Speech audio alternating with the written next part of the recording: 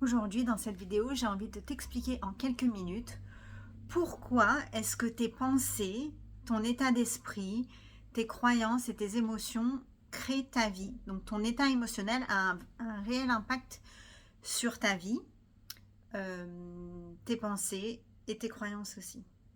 Donc, je vais vous prendre un exemple assez parlant. Donc les croyances, ça agit un peu comme un filtre sur notre vision des choses, ok? Donc c'est comme si je mettais des lunettes noires, tout de suite ma vision serait beaucoup plus sombre. Si je mettais des lunettes de couleur rose, donc j'aurais une vision plus rosée. C'est un peu pareil avec les croyances, ça va filtrer notre réalité et ça va mettre une perception plus ou moins réaliste, négative, positive, ok? En général, c'est plutôt J'allais dire c'est plutôt négatif, c'est pas forcément vrai, mais disons que l'être humain a un biais négatif, ça veut dire qu'il a tendance à se souvenir plus souvent du négatif que du positif. Pourquoi? Parce que c'est lié à la manière dont notre cerveau a été programmé, et donc c'est pour la survie, c'est pas pour le bien-être, c'est pas pour le bonheur, c'est pas pour la réussite. Notre cerveau a été programmé à la base pour la survie. Donc c'est pour ça qu'on a ce biais négatif. On retient beaucoup plus le négatif pour pouvoir justement essayer de l'éviter ou se préparer, etc. Bref, donc je vais prendre un exemple très simple. Admettons que j'ai la croyance que les personnes qui sont en retard n'ont aucun respect. Voilà, donc ma croyance, c'est les personnes qui sont en retard n'ont aucun respect pour les autres, ils ne les considèrent pas, etc. Donc si je fais une fête, que j'organise Enfin, que j'invite des gens, pardon, c'est vendredi soir, je suis un peu fatiguée. Si je fais une fête, que j'invite des gens et que quelqu'un arrive en retard, ma croyance, c'est donc les gens qui arrivent en retard manquent de respect et de considération pour les autres. Donc les pensées que je vais avoir à ce moment-là, quand la personne va être en retard, je vais peut-être me dire, elle exagère, elle aurait pu me prévenir, elle aurait pu partir en avance, c'est toujours pareil. Donc vous voyez, je vais avoir ce genre de pensée-là. L'émotion que je vais avoir derrière, ça va être probablement de la frustration, de la colère. Voilà, en gros, ça risque d'être ça, peut-être même de la tristesse. Donc, si je me sens triste, en colère ou frustrée, quand la personne arrive, qu'est-ce qui va se passer?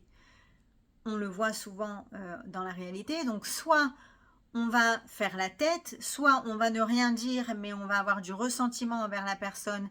Et donc, peut-être qu'on va lancer des piques ou que tout au long de la soirée, on va peut-être parler avec les uns les autres de ceci et de cela.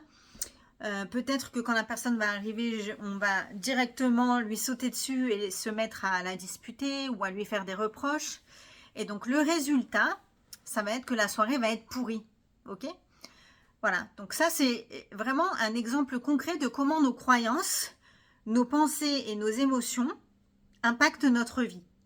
Et donc c'est important de comprendre qu'on a le pouvoir sur nos pensées et notre état émotionnel, nos croyances aussi. Alors c'est pas toujours simple et ça se fait pas toujours en deux, mais on a un grand pouvoir sur ça pour changer notre réalité. Je vais prendre l'exemple inverse. Si j'ai pas de croyance spécifique par rapport au fait que les gens soient en retard, donc peut-être que je vais penser que avoir une croyance neutre telle que les gens sont en retard, ça arrive, il n'y a pas de problème. Donc, quand la personne est en retard, peut-être que les pensées que je vais avoir, ça va être ah là là, j'espère que tout va bien, peut-être qu'elle a été retenue au travail et tout ça, c'est pas cool pour elle. Peut-être qu'elle est dans le trafic, parce que c'est vrai que dans la région, il y a souvent des bouchons, etc.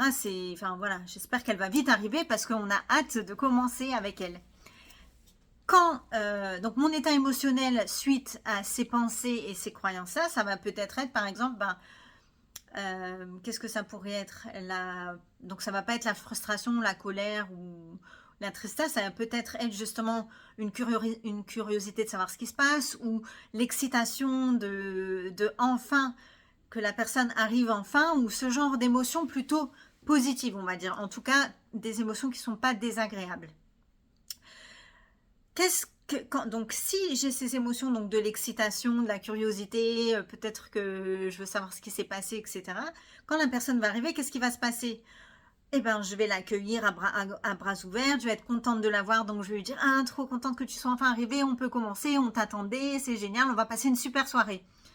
Donc si Si je dis ça à la personne quand elle arrive, on s'imagine bien qu'on va passer une superbe soirée, sauf si d'autres choses très graves se passent ou quoi. En l'occurrence, on va passer une bonne soirée. En tout cas, cet événement-là, donc le retard, n'aura aucune incidence sur le bon déroulement de la soirée. Et donc, vous voyez que simplement le fait d'avoir une croyance négative, positive ou neutre va impacter nos pensées, va impacter notre état émotionnel. Et il faut savoir quelque chose d'important, c'est que les émotions, ce sont les messagers en quelque sorte de l'inconscient.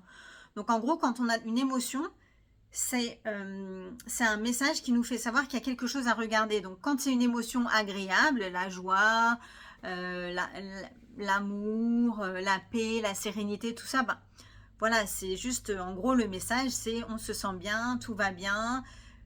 On peut faire ça plus souvent, hein, en quelque sorte, on pourrait dire ça comme ça. Quand on a des émotions désagréables, la peur, la tristesse, la culpabilité, la honte, la colère, tout ça, il faut regarder ce qui se dit à l'intérieur de nous. Et en fait, l'émotion, elle est là pour nous pousser à l'action. Donc, soit prendre une décision pour changer les choses parce que ça ne nous convient pas, soit changer notre façon de voir les choses pour pouvoir mieux vivre les situations, parce qu'il y a plein de situations qui ne sont pas problématiques en soi et qui ne sont pas vécues de la même manière par les autres. Il y a une situation qui va être prise par quelqu'un comme neutre et par quelqu'un d'autre comme catastrophique. Donc ça montre bien que quelque part, c'est pas l'événement en soi qui est neutre, catastrophique ou positif. C'est la perception des choses. Donc voilà, je vous ai fait vraiment un mini cours sur comment est-ce que nos croyances, nos pensées et nos émotions impactent notre réalité, notre vie, dans tous les domaines de la vie, nos relations, notre travail, notre rapport au corps, notre rapport à nous-mêmes, notre réussite, vraiment tout, ok?